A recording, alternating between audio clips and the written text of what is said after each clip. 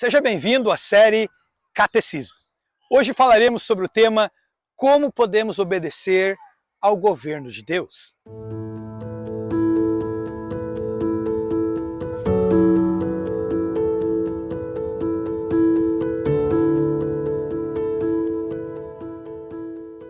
Os ensinamentos de Jesus nos desafiam a nos tornarmos seus discípulos.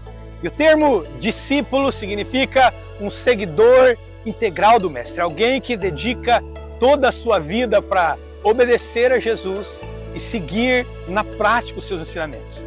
Ser discípulo de Jesus não é como muitas das vezes hoje algumas pessoas pensam a respeito da fé.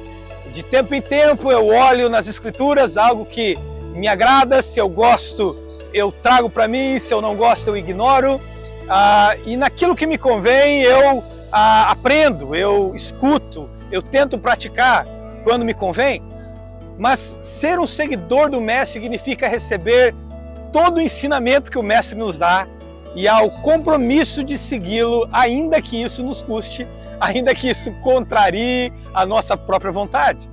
E quando nós estamos diante da Palavra de Deus, quando nós somos tocados pelo Espírito de Deus a seguir a Cristo, uma mudança interior começa a acontecer. Nós somos chamados então a nascer de novo, a arrependermos dos nossos pecados, a mudar os caminhos pelos quais nós estávamos a andar e a ter todo esse processo de transformação que sozinhos nós jamais conseguiríamos, mas agora com a ajuda do próprio Jesus, do Espírito Santo em nós temos a graça e a possibilidade então de avançar e a viver uma nova vida. Mas há uma luta interior que acontece dentro de nós. O apóstolo Paulo fala dessa luta sendo a luta entre a carne e o espírito. A nossa velha natureza pecaminosa continua dentro de nós e a puxar-nos muitas das vezes para fazermos o que nós sempre fizermos, a continuar nos velhos hábitos que nós sempre andamos. E ali então o Espírito nos desafia a rompermos, a fazermos as coisas diferentes, a maneira de Deus, segundo a vontade de Deus. E para sermos aqui práticos, quando se fala da salvação, do perdão, da transformação que é recebida de Deus, muitos de nós estamos completamente abertos para receber e para usufruir daquilo que Deus oferece. Queremos que Jesus venha e nos salve. Vem Jesus, seja o nosso Senhor.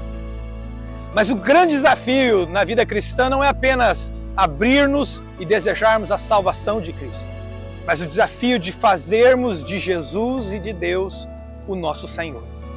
Deixar que Ele seja o nosso Senhor significa deixar Ele guiar cada área da nossa vida de acordo com a sua vontade.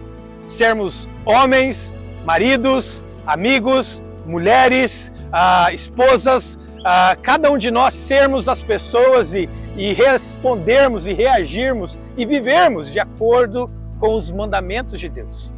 Falarmos como Deus nos pede para falarmos, aprender a dominar a nossa língua, aprender a refrear os nossos impulsos, aprender a dominar os nossos maus comportamentos. Tudo isso é um imenso desafio que o Senhor nos dará e nos dá para que a gente finalmente tenha Ele como Senhor de cada área da nossa vida. Como que nós podemos obedecer aos mandamentos de Deus? E o primeiro passo é nós precisamos conhecê-lo. Não tem como nós queremos ficar o resto das nossas vidas agora na ignorância, fugindo de ler a Bíblia ou fugindo de querer conhecer mais sobre o que Deus nos pede, porque a gente sabe que à medida que a gente for conhecendo, vai nos ser cobrado, vai nos ser pedido. Nós conhecemos a verdade e diante da verdade, eu e você somos desafiados a obedecê-la, alinharmos a nossa vida a essas verdades. Por isso, nós precisamos conhecer. E essa jornada de conhecer precisa ser uma jornada profunda, onde nós não apenas lemos a Bíblia aos domingos ou no versículo bíblico que nós temos no nosso devocional, mas uma jornada onde nós procuramos, em espírito de oração, buscando a direção do Espírito Santo, ouvir o conselho de Deus para nós, para a nossa vida, para que o próprio Deus fale comigo e com você e a gente saiba quais são as áreas muito práticas e do nosso dia a dia que precisam ser mudadas à luz da Palavra de Deus. Quando Deus fala, nós somos chamados então a a obedecer, somos chamados a praticar. Como diz ali em Mateus 7, Jesus prega o Sermão da Montanha todo, e ali no final de Mateus 7, Jesus diz: aquele que ouve as minhas palavras e não as pratica, é semelhante ao homem que construiu a sua casa sobre a areia. E quando vem a tempestade, grande será a ruína. Mas aquele que ouve as minhas palavras e as pratica, é semelhante ao homem que construiu a sua casa sobre a rocha. E este é um desafio que nós temos, porque em primeiro passo nós precisamos conhecer a palavra, os mandamentos de Deus. E para isso, eu e você teremos que perseverar em ler a palavra, em separar tempo de oração, em procurar e estarmos sensíveis ao Espírito Santo para que Ele nos ministre, Ele nos dirija, Ele nos fale o que precisa ser feito. Mas a segunda área é, a gente precisa ter uma obediência pronta ao Senhor. Aquele que ouve as minhas palavras e as pratica, é semelhante ao homem que construiu a sua casa sobre a rocha. Por que ainda há muitos cristãos que a casa deles em algumas áreas está construída na areia?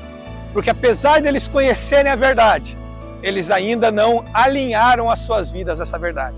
Saber que Deus faz de nós e que nós somos templo do Espírito Santo e que nós devemos cuidar deste corpo é um ponto muito importante e a gente precisa saber disso de acordo com a palavra de Deus. Mas a verdade, se nós estamos a praticar isso ou não, na forma como nós nos alimentamos, se nós temos vícios, se nós fumamos, bebemos demais ou temos excessos que estão a degradar o templo do Espírito Santo que somos nós, é um claro sinal de que, mesmo sabendo a verdade, nós não a estamos praticando. Aquele que ouve e pratica, construi a casa sobre a rocha. E este é o conselho de Deus. Nós obedecemos e nos submetemos à medida que nós praticamos. Em João, Jesus diz, em João 15:5, que nada nós podemos fazer sem Ele. Mas quando nós permanecemos nele, então Ele também permanece em nós. Você quer usufruir da paz de Deus? Quer usufruir da alegria e de todas as bênçãos que Deus tem para ti? As bênçãos que Deus nos oferece, elas estão atreladas à nossa obediência e compromisso com a verdade, com os mandamentos, com a direção que Deus nos dá. Quando Deus fala conosco que nós devemos viver em verdade, falar a verdade, se nós escolhemos falar e viver em mentira, nós não usufruiremos das suas bênçãos. Nós automaticamente nos separamos dele quando nós sabemos a verdade e não praticamos. Nós pecamos.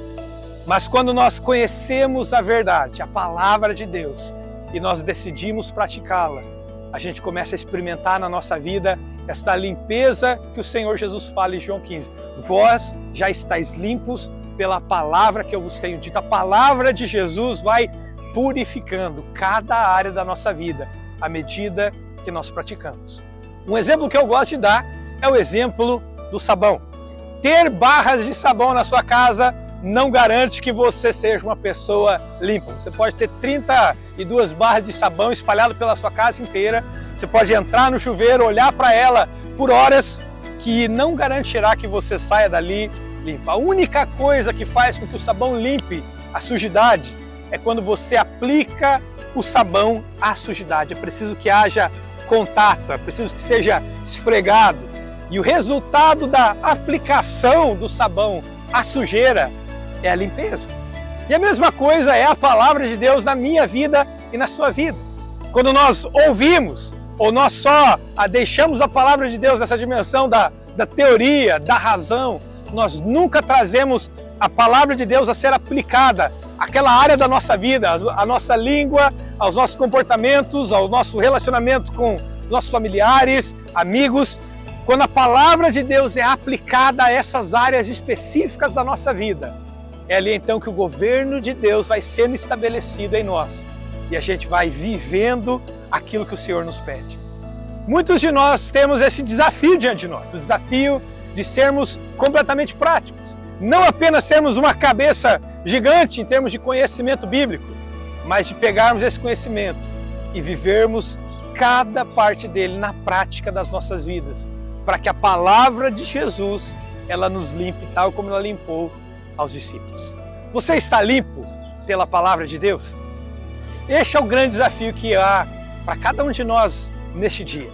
Você está começando essa jornada, conhecendo mais o Senhor, querendo aprofundar-se nos caminhos do Senhor, e só há um caminho a ser seguido, o caminho onde a palavra de Deus ela passa a ser lâmpada para os nossos pés e a gente deixa que o Senhor então trabalhe, lapide área após área das nossas vidas, do nosso caráter, da forma como nós pensamos, reagimos, para que no final esse processo seja aquilo que o Senhor nos diz em Filipenses 1,6, aquele que começou uma boa obra em nós, ele possa completá-la até o dia de Cristo.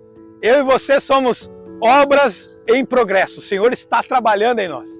E a ferramenta que Ele está usando é a sua palavra, o seu Espírito.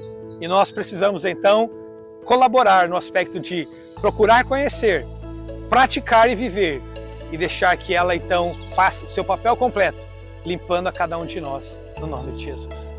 Que Deus te abençoe.